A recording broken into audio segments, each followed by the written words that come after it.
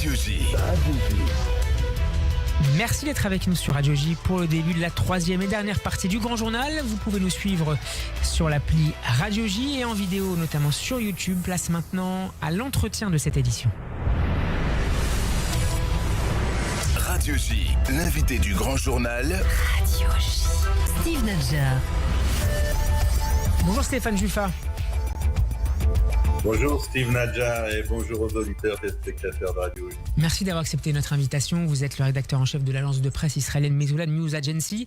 Avant de décrypter avec vous la situation dans le Nord que vous suivez d'extrêmement près, je voudrais qu'on démarre ensemble avec le dossier des otages et ses clarifications progressives et douloureuses sur l'identité des otages vivants ou morts. Comment tout cela est suivi dans le pays alors que certaines familles appellent à la plus grande prudence en matière de communication ? La prudence, c'est pour l'identité des otages. Ça signifie que tant qu'on les aura pas vus sur les fameuses images du transfert à la Croix-Rouge et ensuite à Tsahal, c'est mieux de rester prudent parce qu'évidemment, chaque famille qui attend son ou ses otages depuis 500 jours maintenant, un peu plus, est extrêmement sensible, ne dort pas depuis plusieurs nuits. Donc, faire passer de faux rêves, de faux espoirs, c'est très cruel. Donc il faut avoir un tout petit peu de patience et puis voir ce qu'il en est réellement. Pour le reste, on parle de sphère politique et on a eu de la peine lors de votre interview avec le porte-parole de notre ambassade à Paris, parce que la réalité telle qu'on la connaît n'est pas tout à fait la même. Il y a eu avant-hier une discussion au sein du gouvernement israélien qui a duré 5 heures. Pas de communiqué après cela, mais la délégation qui a été envoyée au Caire, elle n'a pas pour mission de la part de M. Netanyahou de négocier la seconde phase de l'échange prisonniers contre otages. Et puis les professionnels, c'est-à-dire les chefs du renseignement, étaient écartés assez violemment des négociations alors qu'ils avaient fait un bon travail. C'est une personne contre laquelle on n'a rien, M. Dermer, n'a rien du tout, c'est un bon politicien, mais il n'a pas le 10e de l'expérience de ces deux personnes. Alors j'apporte peut-être quelques détails supplémentaires avant de vous rendre la parole, Stéphane Juffa. Le bureau du Premier ministre a donc semblé rejeter la responsabilité des derniers retards dans la libération d'otages à l'équipe précédente, et donc en saluant l'efficacité au rebours de la nouvelle équipe de négociateurs. D'autres répondent que c'est au contraire grâce en particulier à l'investissement de Ronen Bar et de l'envoyé spécial américain au Moyen-Orient Steve Witkoff, que les choses ont avancé. Qui a raison dans cette polémique que regrettent d'ailleurs certaines familles? On ne parle pas de ça. On parle d'autre chose. On a entendu, on a des gens qu'on connaît, on connaît des ministres, et avec d'autres journalistes en Israël, on a entendu que les décisions qui n'ont pas été rendues publiques du gouvernement, c'est on arrête les discussions, il n'y aura pas de discussion tant que le Hamas ne part pas de Gaza, tant qu'il n'y a pas un désarmement complet de Gaza, et tant que la gouvernance de Gaza n'est pas remise à une tierce partie qui ne comprend pas l'autorité palestinienne. Alors, personne n'a aucune espèce d'idée quant à savoir qui ça pourrait être. Ça pourrait être personne. C'est un cul-de-sac, mais c'est un cul-de-sac en forme de condamnation à mort des 25 otages qui restent. Parce que ce sont deux objectifs, Stéphane Juffa, le désarmement complet de Gaza et la sortie du jeu à la fois du Hamas et de l'autorité palestinienne, qui semblent impossibles à satisfaire à court, à moyen terme? Parce qu'ils ne sont pas réalistes. Je peux négocier avec vous tout ce que vous voulez, mais pas votre suicide, pas le fait que vous soyez viré de Radio J, et pas pour que vous arrêtiez d'être journaliste. C'est pas possible. Je peux négocier cela avec quelqu'un d'autre, mais pas avec vous. Donc, c'est la quadrature du cercle. Et ce n'est pas pour des raisons stratégiques. C'est-à-dire que Israël, les otages, le gouvernement, l'armée, la population n'ont rien à gagner de ça. Il faut être clair quand on énonce les choses.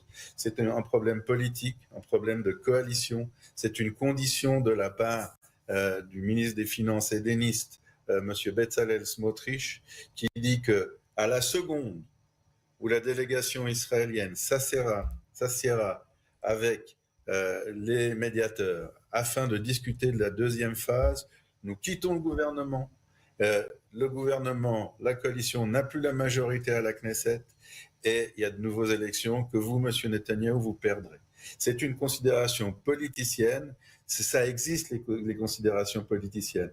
Mais là, le prix de cette considération politicienne, elle est toute simple. C'est-à-dire qu'on met directement, à partir de maintenant, en danger la vie des otages.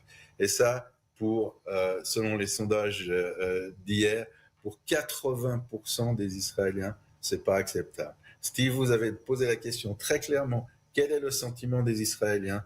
Aujourd'hui, on l'a ici. C'est-à-dire que abandonnés, c'est des soldats, ce sont des jeunes, ce sont nos frères d'armes, ce sont des gens qui sont prisonniers dans des conditions abominables, on les connaît. Il y en a certains qui sont enchaînés depuis 5 mois. On leur a pas enlevé leur chair. Ok, c'est inacceptable. Et surtout, la clé de cette réflexion, elle est assez simple. Rien ne nous empêchait d'attendre, c'est-à-dire de continuer de respecter nos engagements qui sont déjà signés dans les accords de Doha. On ne parle pas de renégociation, on parle de réaliser les engagements de l'État d'Israël. Donc c'est-à-dire de lancer les négociations sur la phase 2 pour que tous les otages soient libérés à son terme. Précisément, Steve. Et 1 minute après que le dernier otage ait été libéré, la population israélienne n'a rien à faire. On n'aime pas le Hamas. On les déteste. 1500 de nos compatriotes. Mais c'est pour notre intérêt stratégique.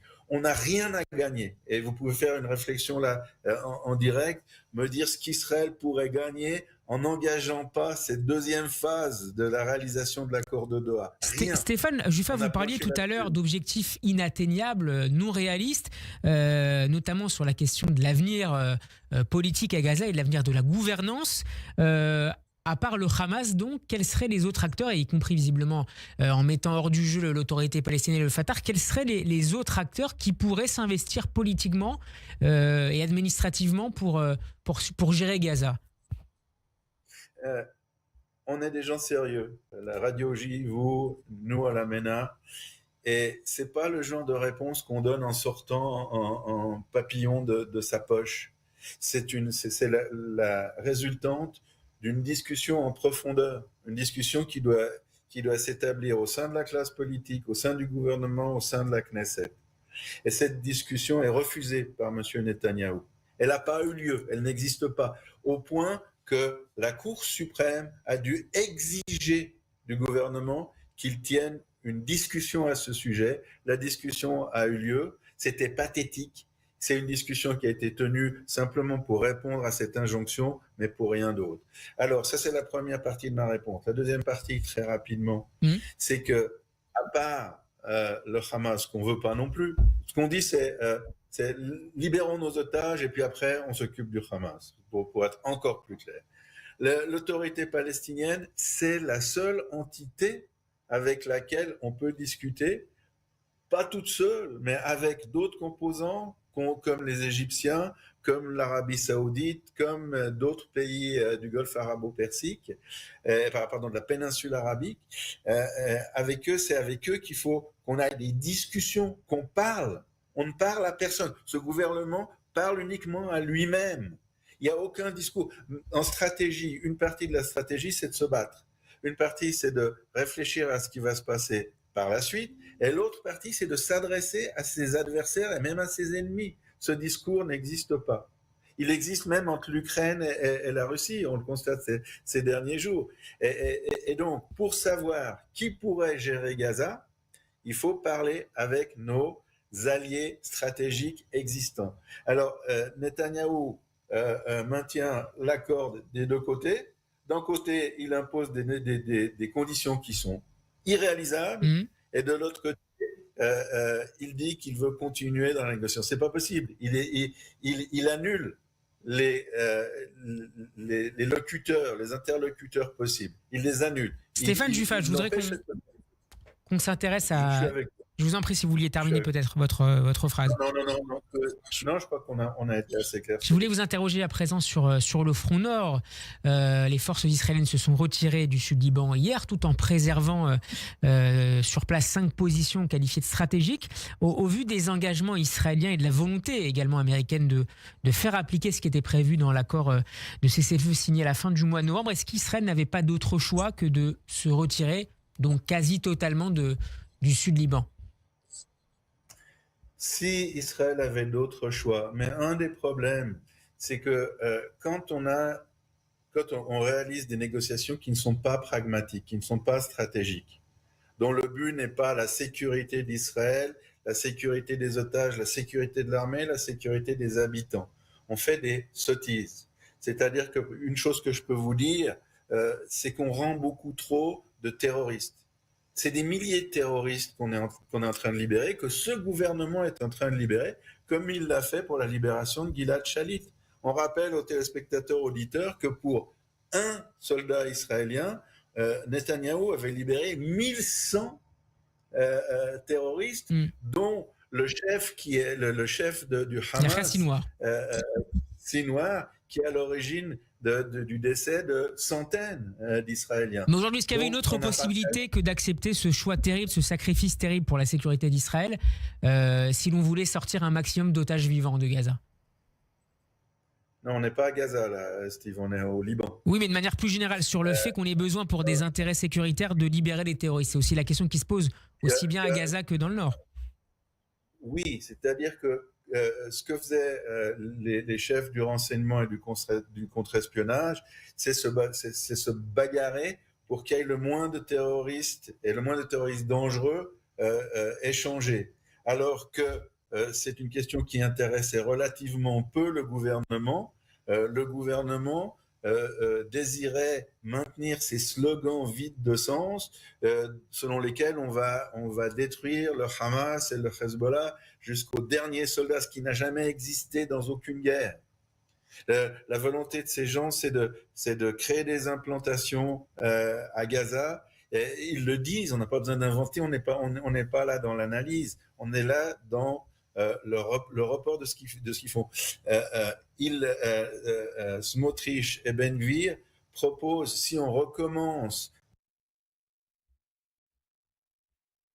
Alors, on n'entend plus Stéphane Juffa, petit problème de... Des négociations, ça sert à rien de se voiler la face. Stéphane, on avait perdu la connexion pendant quelques secondes.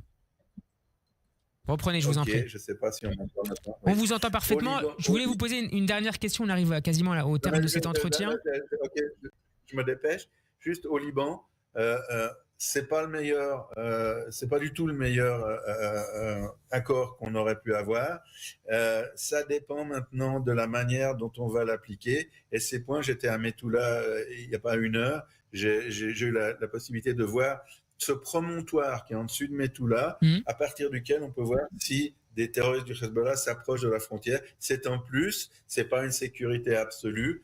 L'accord est pas terrible, mais on va faire avec ce qu'on a. Merci beaucoup Stéphane Juffa d'avoir été avec nous en direct. Je rappelle que vous êtes le rédacteur en chef de l'agence de presse israélienne Metula News Agency et qu'on peut retrouver cet échange sur notre site radioj.fr ainsi qu'en vidéo sur notre chaîne YouTube. À très bientôt sur Radio J. Merci à vous. À bientôt, Steve.